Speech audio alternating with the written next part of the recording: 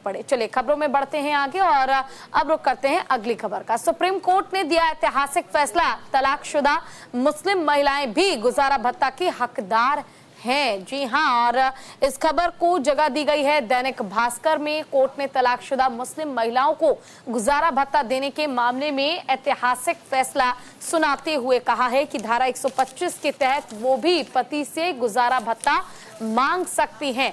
Supreme court ने कहा है कि इसके प्रावधान सभी विवाहित महिलाओं पर लागू होते हैं। तो अगर मुस्लिम महिलाएं हैं और किसी भी कारणवश महिलाओं को उनके शौहर ने तलाक दे दिया है, तो ऐसे में अब मुस्लिम महिलाओं के पास भी माफ कीजिएगा, ये हक है कि वो अपने पति से गुजारा भत्ता की डिमांड कर सकते हैं।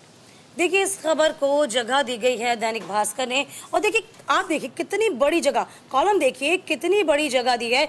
ये भी कबूल करो, यानी कि आपको कबूल, यदि तलाक है तो कबूल आपको ये भी करना होगा कि आप गुजारा भत्ता भी सुनिश्चित करें। हालांकि इससे पहले आपको बता दें ऐसा कोई प्रावधान था नहीं। चलिए आपको बता दें, तलाकशुदा मुस्लिम महिला भी गुजारा भत्ते की हकदार होंगी, ये साफ तौर पर कह दिया गया है। अब वक्त आ गया है जब भारतीय पुरुष पत्नी का त्याग पहचाने, संयुक्त खाता भी खोलें। ये अब देखिए क्या कुछ कहा है जस्टिस बीवी नागरत्ना, जो कि सुप्रीम कोर्ट की जज, उन्होंने कहा कि अब वक्त आ गया है कि भारतीय पुरुष पत्नी के त्याग को पहचाने, यानी कि आप किसी को इतनी इजीली ना तो आप उनको डाइवोर्स दे सकते हैं, और मुस्लिम महिलाएं किस तरीके से इस पूरे मामले में पिस रही थी इसकी भी उन्होंने तस्दीक की। बैंक में उनके संयुक्त खाते खोलें, एटीएम तक उनकी पहुंच को बढ़ाया जाए। दरअसल कुछ पति इस बात से अनजान है कि पत्नी, जो कि एक गृहिणी है, वह भावनात्मक रूप से और अन्य तरीके से उन पर निर्भर है। पति के लिए जरूरी है कि वो पत्नी को नियमित रूप से सहायता प्रदान करें। देखिए, मुस्लिम पक्ष का इसलिए बार बार जिक्र हो रहा था कि पहले आपने भी देखा होगा किस तरीके से महिलाओं ने बीजेपी का धन्यवाद अदा किया था जब उन्होंने कानून लेके आए थे।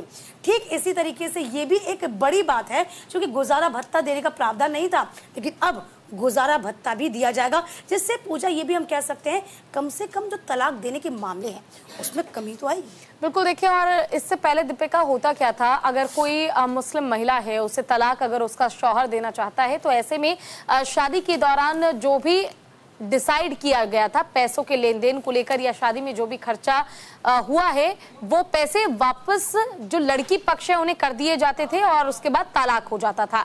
लेकिन अब भारत सरकार ने साफ तौर पर कहा है कि अगर अब आप किसी भी महिला की जिंदगी के साथ खिलवाड़ करते हैं, फिर चाहे वो हिंदू हो, फिर चाहे वो मुस्लिम, और कहीं ना कहीं ये जो बदलाव किया गया है, जो नए 3 कानून लाए गए हैं, उसकी तहत ही कई धाराओं को बदला गया है, और अब ऐसे व्यक्ति पर सख्त कार्रवाई धारा 125 के तहत की जाएगी जो अपनी पत्नी को तलाक देते हैं। अगर आपको तलाक देना है किसी भी कारणवश, तो आप तलाक बेशक से दे सकते हैं, लेकिन उस तलाक के साथ ही आपको महिला को गुजारा भत्ता भी देना होगा। और ये गुजारा भत्ते का प्रावधान जो है वो हर महीने का होता है, यानी कि आपको हर महीने महिला को जेब खर्च के लिए, गुजारा भत्ता के लिए पैसे देने होंगे, और ये पैसे जो हैं वो डिसाइड किए जाएंगे कोर्ट की तरफ से। जहां से आप तलाक लेंगे, कोर्ट वहां पर डिसाइड करेगा कि आखिर आपको कितने पैसे महिला को हर महीने गुजारा भत्ता के रूप में देने होंगे। ये आप डिसाइड बिल्कुल नहीं कर सकते हैं कि आप अपनी तरफ से इतने पैसे दे सकते हैं या देने की क्षमता आप रखते हैं, ऐसा बिल्कुल भी नहीं है, ये कोर्ट तय करेगा। देखिए, इसमें इद्दत का जिक्र बहुत आता है, क्योंकि अभी ऐसा बोलते हैं कि जब हम